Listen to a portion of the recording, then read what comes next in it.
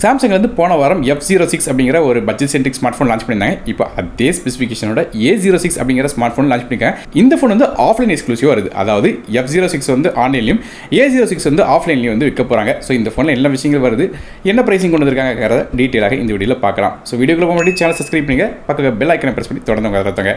முதல்ல ஃபோனில் பில்ட் குவாலிட்டியிலேருந்து ஆரம்பிக்கலாம். நமக்கு வந்து இந்த சாம்சங் கேலக்ஸி F06 பார்த்த மாதிரியே அதே மாதிரி நமக்கு வந்து பிளாஸ்டிக் பேக் தான் கொடுக்குறாங்க. சைடோட ஃப்ரேமும் பிளாஸ்டிக் தான். ஃபோனோட திக்னஸ் பார்க்கும்போது 8mm திக்னஸோட 191 கிராம் வெயிட்டில் வருது. இது போய் இந்த ஃபோனுக்கு IP54 ரேட்டிங் இருக்குது. ஆனால் லைட்டாக தண்ணி பட்டாலும் பிரச்சனை இருக்காது. ஃப்ரண்ட் சைடில் டிஸ்பிளே அப்படின்னு பார்க்கும்போது ஒரு 6.7 இன்ச்க்கான HD+ ரெசல்யூஷனில் LCD டிஸ்பிளே கொடுக்குறாங்க. நமக்கு நார்மலான வாட்டர் நாச் டிஸ்பிளே தான் வருது. பார்க்கறதுக்கு பழைய மாடல் ஃபோன் மாதிரி தெரியலாம். ஏன்னா இப்போ இருக்கிற ஃபோனில் நமக்கு பஞ்சுவல் டிஸ்பிளே கொடுக்குறாங்க. ஆனால் இது வந்து வாட்டர் டாப் நாச்சில் இருக்குது. மற்றபடி பிரைட்னஸ் பார்க்கும்போது 800 nits வரையும் போகுது. ஸோ டேரக்ட் சன்லைட்டில் வச்சு பார்க்கும்போது கொஞ்சம் பார்க்கறதுக்கு சிரமப்படுங்க. ஆனால் மற்றபடி என்ன விதமாக ப்ரொடெக்ஷன் யூஸ் பண்ணுறாங்க அப்படிங்கிறது கம்பெனி மென்ஷன் பண்ணல.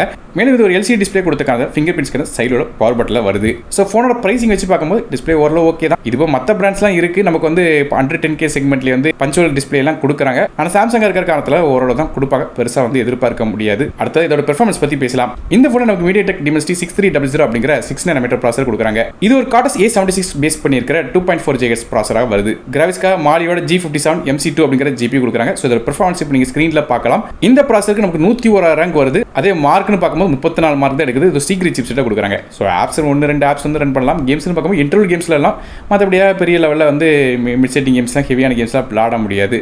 ஸோ வாட்ஸ்அப் மாதிரி குட்டி குட்டி ஆப்ஸ் யூஸ் பண்ணுறவங்களுக்கு இது ஓகேயாக இருக்கும்.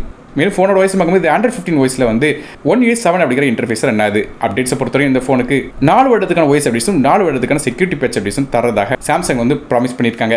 RAM மற்றும் இன்டர்னல் ஸ்டோரேஜ் பற்றி பார்க்கலாம். இந்த ஃபோன் 3 டிஃபரெண்டான கான்ஃபிகரேஷன் வருது. 4GB RAM with 64GB storage, 4GB RAM with 120GB storage மற்றும் 6GB RAM with 120GB storage அப்படிங்கிற 3 கான்ஃபிகரேஷன் தராங்க. RAM வெர்ஷன் LPDDR4 RAM தராங்க. ஆனால் ஸ்டோரேஜ் வெர்ஷன் என்ன அப்படிங்கிற கம்பெனி மென்ஷன் பண்ணல. கண்டிப்பாக ஸ்லோவான ஸ்டோரேஜாக தான் இருக்க போது. eMMC டெக்னாலஜி தான் இருக்கும்னு சொல்லி எதிர்பார்க்கலாம். மற்றபடி மைக்ரோ சீக்கிரக்கான சப்போர்ட் இருக்குது. 1TB எக்ஸ்டர்னல் பண்ணலாம். ஆனால் ஹைப்ரிட் சிம் கார்டு தராங்க. அதனால் நமக்கு 2 சிம் கார்டு அப்படின்னா ஒரு சிம்மும் ஒரு micro sticker phone at time use பண்ணலாம். அடுத்த ஃபோனோட கேமராஸ் பற்றி பார்க்கலாம். இந்த ஃபோனில் பேக் சைடு நமக்கு 2 கேமரா கொடுக்குறாங்க. மொதல் கேமரா ஒரு 50 மெகாபிக்சலுக்கான ரியர் ஃபேசிங் கேமரா தராங்க. இது F1.8 ஆப்பச்சில் வருது. ரெண்டாவது 2 மெகாபிக்சல் டெப்த் சென்சர் கொடுக்குறாங்க. இது F2.4 ஆப்பச்சில் வருது. LED ஃபிளாஷ் சப்போர்ட்டோட. ஸோ பேக் சைடு 2 கேமராஸ் தான் இருக்குது. ஃப்ரண்ட் சைட் செல்ஃபி அப்படின்னு பார்க்கும்போது ஒரு 8 மெகாபிக்சலுக்கான ஃப்ரண்ட் ஃபேசிங் கேமரா தராங்க. இது F2.0 ஆப்பச்சில் தராங்க. ஆடியோஸை பற்றி பேசலாம். இந்த ஃபோனில் நமக்கு 3.5 ஆடியோ சப்போர்ட் தராங்க. மற்றபடி ஸ்டீரியோ ஸ்பீக்கர்ஸ் கிடையாது. அது கூட சிங்கிள் ஸ்பீக்கர் தான் தராங்க. ஃபோனோட பாட்டம் சைடில் இருக்குது. அடுத்த நெட்வொர்க்ஸ் பற்றி பேசுவோம். இந்த ஃபோனில் நமக்கு வந்து 5Gக்கான SNS சப்போர்ட், டியூல் 4Gக்கான VoLTE, dual band wifi, Bluetooth 5.3, GPS மாதிரியான விஷயங்கள் தராங்க. அதே பேட்டரிஸை பற்றி பார்க்கலாம். இந்த ஃபோனில் ஒரு 5000 mAh பேட்டரி தராங்க. இது சார்ஜ் பண்ணுறதுக்கு 25 வாட்க்கான ஃபாஸ்ட் சார்ஜிங் இருக்குது. சார்ஜ் பண்ணுறதுக்கு USB Type-C போர்ட் தராங்க. ஆனால் நமக்கு சார்ஜர் பாக்ஸில் வராது. ஒருவேளை சார்ஜர் வேணும்னு தனியாக தான் வாங்க வேண்டியிருக்கும்.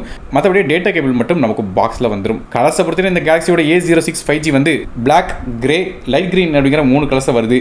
கடைசியாக விலையை பற்றி பார்க்கலாம். 4GB RAM 64GB ஸ்டோரேஜ் விலை 10,499க்கும், 4GB RAM 120GB ஸ்டோரேஜ் விலை 11,499க்கும், அதே 6GB RAM with 120GB storage விலை 12,999 அப்படிங்கிற விலையில் வந்து நமக்கு வந்து சாம்சங் வெப்சைட்லையும் அது போக வந்து ஆஃப்லைன் ஸ்டோர்ஸ்லையும் கிடைக்கும். ஸோ இந்த கேலக்ஸியோட A06 யாருக்குன்னு கேட்டிங்கன்னா ஆஃப்லைனில் வந்து எனக்கு ஒரு சாம்சங் ஃபோன் வேணும்னு நினைக்கிறவங்க வாங்கிக்கலாம். ஆனால் நோட் பண்ண வேண்டிய விஷயம் கேட்டிங்கன்னா இந்த சாம்சங்கோட Galaxy A06ம் அந்த Galaxy F06ம் ஒரே ஃபோன் தான். எந்த ஒரு வித்தியாசமும் கிடையாது. ஜஸ்ட் அது வந்து ஆன்லைனில் விற்கிறாங்க, இது ஆஃப்லைனில் விற்கிறாங்க. அது மட்டும் தான் வித்தியாசம். ஆஃப்லைனில் விற்கிறதுனால கொஞ்சம் ப்ரைஸ் வந்து அதிகமாக இருக்கும். ஆன்லைனில் வாங்கினீங்கன்னா ப்ரைஸ் வந்து கம்மியாக இருக்கும்.